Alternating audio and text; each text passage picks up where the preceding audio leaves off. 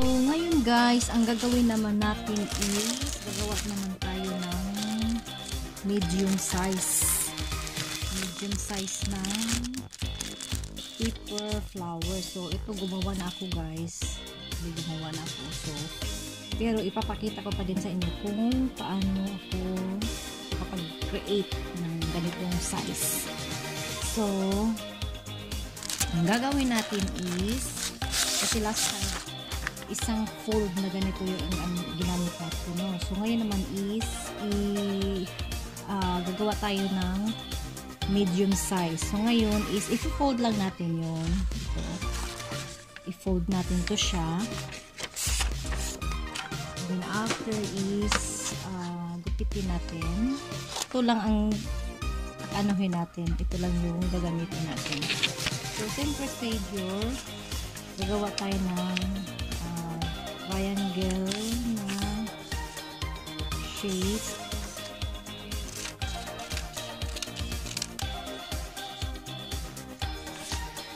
Extra because we don't need this extra.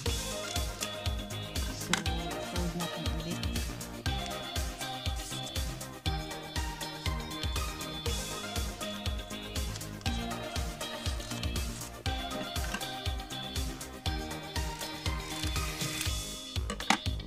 Then cut it. So kung gusto niyo mag-ano guys, pwede kayong mag-draw ng line dyan.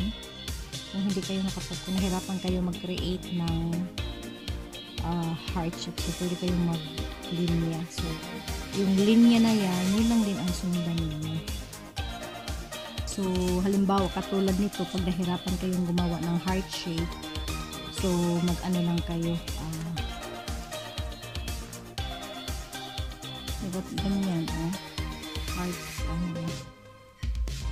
so pwede kayo mag-create ng line dyan, tapos yung linya na yan, that will be your guide.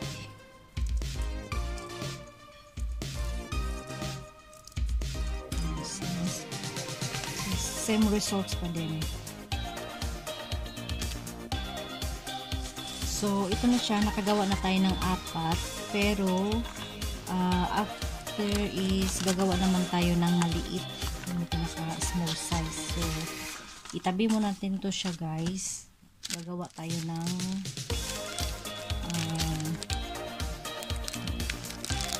maliit. So sa maliit naman na sa small size naman ng petals, yung kalahati na pinagupitan nyo kanina is hatiin mo yun siya, parang 1/4 size ng papel.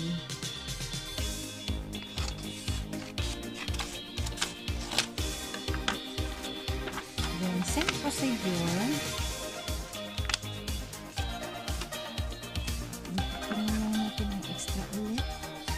kasi yung extra tools hindi na natin siya magagamit, or again i-fold natin.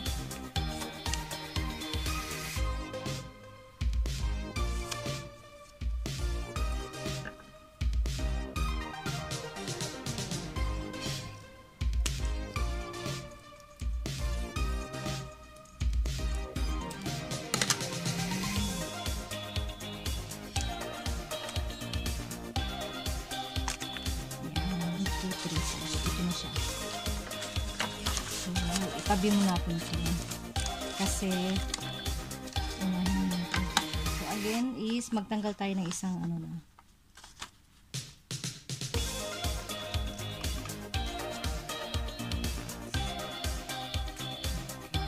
So, and then, ang pinaka-last is hatiin natin.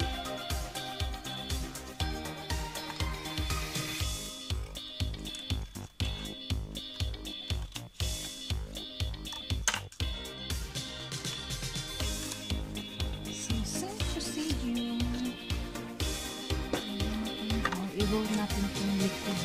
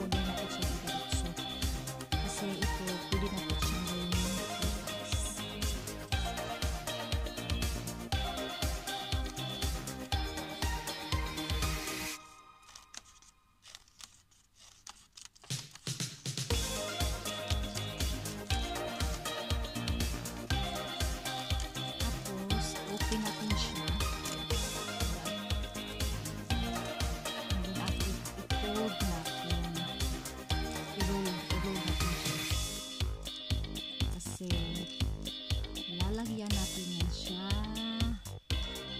Lalagay natin yan dito.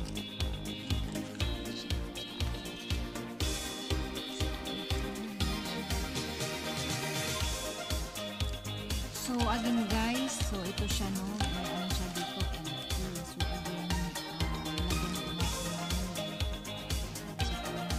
So ang paggagawa niyan guys is magkupitan tayo and then i-fold natin into ganitong size. Tapos dipitin lang natin guys.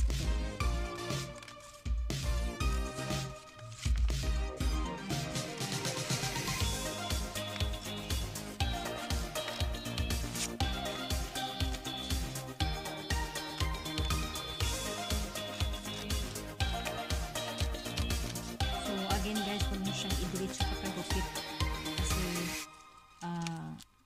otherwise hindi na tayo makapag-create ng ito. So and then after is i-ano natin siya, i-diretso natin siya, tapos ito tapos i-roll natin ito siya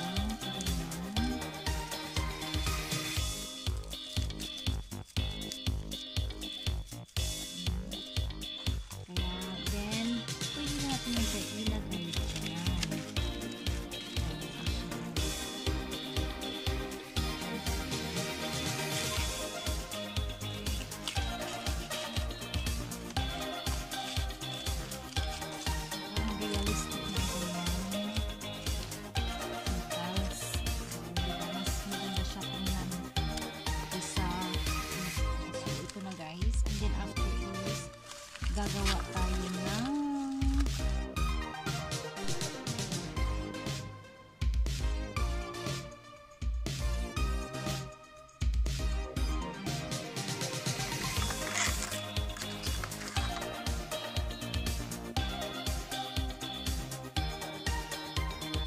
so ito na guys yung ginawa natin nung nakaraan no, na paper flower. So ito siya guys, pwede nyo natin siyang i-add on. So, pwede na ito siyang tanggalin. So, okay naman din siya. At the same time, kung gusto nyo siya pagandahin, you can also add on this one. So, depende sa inyo guys kung gusto nyo pa ito siyang pagandahin. So, ito siya dito. Ito yung medium size. And then, at the same time, ito naman yung ating small size. So, after guys, pwede na tayo maglagay dito sa, kasi and then after is pwede na kayo mag-inflate ng balloon. So, example, 2 balloon. So, itong foil balloon, pwede natin ito siyang ilagay dito. Siya. So, ganyan. Pwede ilagay natin siya. Ay, so, ito. Or ito, pwede rin natin siya ilagay. So, it depende sa inyo guys, sizes na ilalagay nyo. So, ito din. Yan. So, ganyan naman guys is, paano ko to siya ilagay dito. Diba? So, ang gagawin natin is, maglalagay lang tayo ng double-sided tape. Kasi ito siya guys, hindi naman natin to siya pwedeng lagyan ng glue, diba? Kasi baka puputok.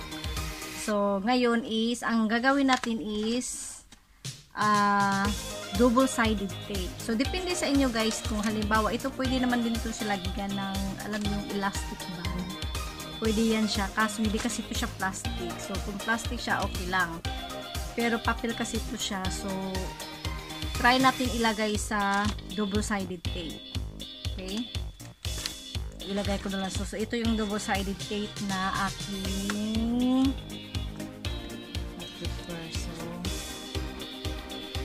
peel it off. Ito yung double-sided.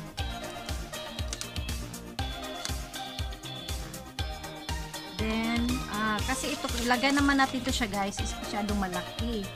Pwede na siya masyadong kita. So, pwede nito ilagay sa mga sides lang or sa dingding.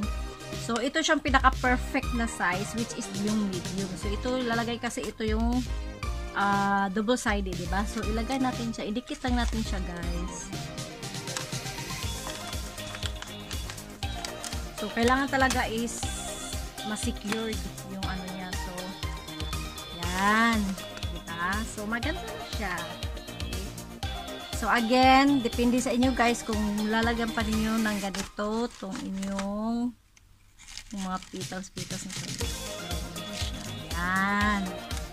Diba? So, ito naman siya guys. Pwede nyo itong ilagay din dito sa gilid if you want. So, depende sa inyo. Ito. So, maglagay na ulit kayo ng double-sided tape. Diba? So, depende sa inyo kung gusto nyo pang maglagay o depende sa inyo kung gusto nyo pang dagdagan. So, it's all up to you guys. So, for now, so, ito na siya.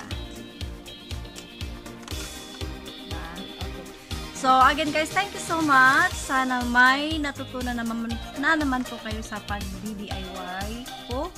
And, sa susunod is gagawa na naman tayo ng mga panibagong DIY tips para just in case kung may mga okasyon kayo sa bahay, like birthday ng inyong mga anak or birthday mo. So, kung gusto mong ikaw lang personally decorate sa bahay, so you can do it. So thank you so much and see you again on my next video. Thank you. Bye.